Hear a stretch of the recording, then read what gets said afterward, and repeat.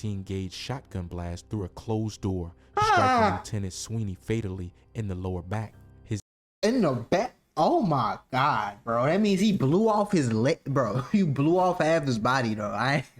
It's not funny, but damn. I ain't gonna lie. Like, I knew people was smoking officers on Funnel Grave. I ain't finna say too much so I don't get yellow mark. Please, on yellow mark from YouTube. Please, please, please, please. But I didn't know it was getting this wild. Like, y'all really losing y'all top. Like, do you know what happens when you smoke an officer? Do you really know? I don't think you want to find out, man. Y'all gotta play GTA. Even Pluto got a pit for this one. He gotta see it on Funnel Grave. Baltimore is a city of just over 500,000 people, yet it ranks among the deadliest in the United States. Old lady class? With murder rates that routinely exceed 300 homicides a year, the streets are some of the most dangerous any officer can patrol. Since 1990, dozens of Baltimore Police Department officers have lost their lives in the line of duty, caught in gunfire, fatal crashes, and targeted attacks. Targeted attacks is crazy. Underscore the constant risk that comes with police in a city where violent crime is high, community tension runs deep, and backup can be only seconds too late. Before we get started on this video, make sure you go check out my website. That's in the description where I post viral videos daily. Is this mother sucker in HD, man? Y'all better stop playing with a young player, man. Put that shit in some HD, cuz, on the dead homies. And plus, make sure you like the video and share it with someone to spread the violence awareness. Officer Ira Neil Weiner, September 19, 1992, just 28 years old, responding to a domestic disturbance on West Mulberry Street. Unbeknownst to him, the situation inside had spiraled violently out of control. What happened, Slime? Immediately upon entry, Officer Weiner was viciously attacked, suffering 31 brutal stab wounds from an ice pick before the assailant stole his service weapon and fired a fatal shot into his head. That's some sick shit. I ain't gonna lie, that's sick. That's sick. That's sick. Like, bro, you hit you know how long an ice pick is? I don't think y'all really know what an ice pick is. Ice pick, like, dead long, Slime. Pointy, stick. You hitting organs on Funnel Grave. That ain't no little ass shank. You, ribs gone. Kidney gone on Funnel Grave. Like, what? No. Even Pluto trying to look away from him. He ain't trying to look at that one. And then you shot him afterwards? They had to find you. They had to overdo you when they found you. Couple officers engaged the attacker in a fierce gun battle, resulting in the offender's death at the scene. Officer Weiner survived long enough to heroically donate his organs, a final act reflecting his profound dedication to the community. Is crazy. At the time, Baltimore was grappling with escalating domestic violence incidents and a rapidly rising murder rate, placing immense pressure on officers in the field. On May 19, 1993, Officer Herman A. Jones Sr., a 24-year department veteran, was off duty waiting for carry-out food at a restaurant on North Gay Street when a robbery suddenly unfolded. 3 teenage suspects confronted Officer Jones, one firing 2 lethal shots from a .38 caliber handgun. Despite being mortally wounded, Officer Jones heroically returned fire, striking 2 suspects before succumbing to his injuries. This that's a real one right there. The city already reeling that's from a real one right there. Homicide rates, making clear the harsh reality officers faced. Even off-duty in Baltimore's most crime-ridden neighborhoods. Lieutenant Owen Eugene Sweeney Jr., May 7, 1997, was attempting to serve a mental health warrant on Bertram Avenue when an individual barricaded inside fired a 16-gauge shotgun blast through a closed door, striking Lieutenant Sweeney fatally in the lower back. In the back? Oh my god, bro. That means he blew off his leg, bro. He blew off half his body, though. It's not funny, but damn. What? Through the door so you couldn't even see it coming, so you think you walking away like he tweaking whatever. Bow. Next thing you know, you just on the ground. You can't move, you can't walk. This shit you. That's why I could never be a police officer. For 2 reasons. I would definitely abuse my power. If I was a police officer, I would be abusing the shit out of my power. I'd be extorting niggas, robbing niggas, beating niggas. I'd be doing a lot of shit, okay? I'll be honest with you. But I would be like, damn, like any day I wake up, I could just get popped in the back, go to the traffic stop, get popped at. It's like, you don't know what could happen in that shit, man.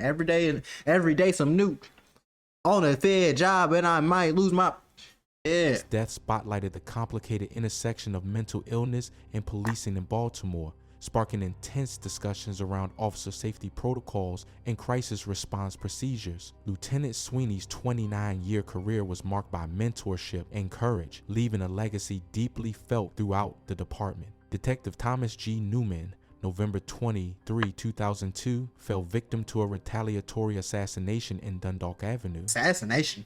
Newman had previously survived a shooting while off duty, bravely testifying against his attackers.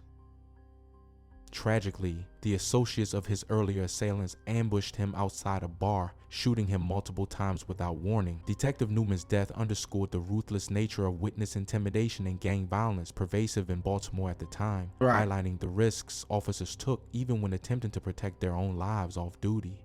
Agent Michael Joseph Cowdrey Jr., March 13, 2001, part of a specialized plainclothes task force targeting escalating street violence, was fatally ambushed while questioning individuals on Harford Road. A sudden, violent gunfire attack from a hidden third party left Agent Cowdrey mortally wounded. His tragic death prompted urgent revisions in undercover tactics, fueling calls for more robust safety protocols amid Baltimore's violent drug wars and spiraling homicide rate, which peaked that year. I ain't gonna lie, like, with that situation, they might not have been trying to pop at the officer, though.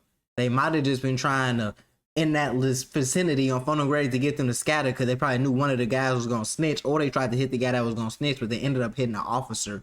And it's like, when you hit an officer, gang, you just making a block more hot. You make it harder on yourself, because not only did you take a life, right, messed up, but you took an officer life. So when you take an officer life, they're gonna hit that block hard. Unless it was just some freak accident shit. They finna, man, shut the trap down. You ain't finna take no more serves. You ain't finna do no hits. You ain't gotta worry about the ops no more. Y'all gotta worry about prison time. They that nigga put one of y'all little at him in a morgue.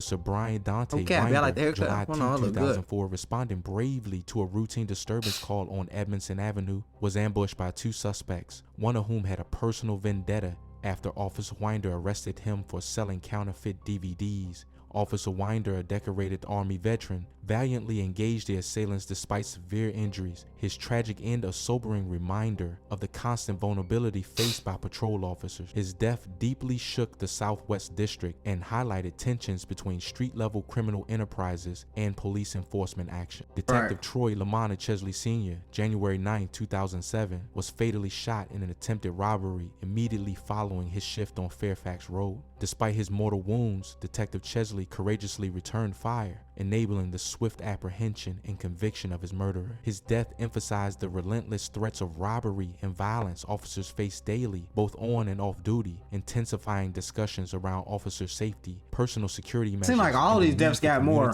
officer safety in Baltimore's most dangerous neighborhoods. Officer Kiona Shannon Holly, December 16, 2021, became a symbol of heartbreak and resilience for the city after being ruthlessly ambushed while sitting in her patrol vehicle on Pennington Avenue. Her attackers later murdered another individual miles away over a mere $100.00. Wow. Underscoring the senseless and indiscriminate violence officers confronted daily. Officer Holly's sacrifice, which led to the renaming of Pennington Avenue in her honor, deeply resonated throughout Baltimore, highlighting the extreme risks officers face even during routine patrol duties. Not every officer in Baltimore dies from gunfire. Some lose their lives in high-speed crashes while racing to respond to calls, back up fellow officers, or chase down suspects. And that's why I just couldn't be no officer, gang, because I ain't gonna lie, like, especially when it comes to a chase, either I'm finna run your ass off the road or I'm finna bag up. I ain't finna be doing 100 miles an hour in this little ass Ford and I ain't got no good brakes and you got SRT, Hellcat, Durango. I'm not finna. No. I'm going home. Yeah, he beat me. 911, he evaded. Yeah, I'm going home. Yeah, put an APP out for a yellow car. That's all I got for you. I ain't gonna be chasing this nigga down through 3 counties and risking my life and ramming him off the road and damn near crashing, running into oncoming traffic and shit. Y'all niggas is crazy. Y'all some adrenaline junkies. That's really what it be. Like, y'all really love that shit. I don't love that shit. I love money and I love Panetti.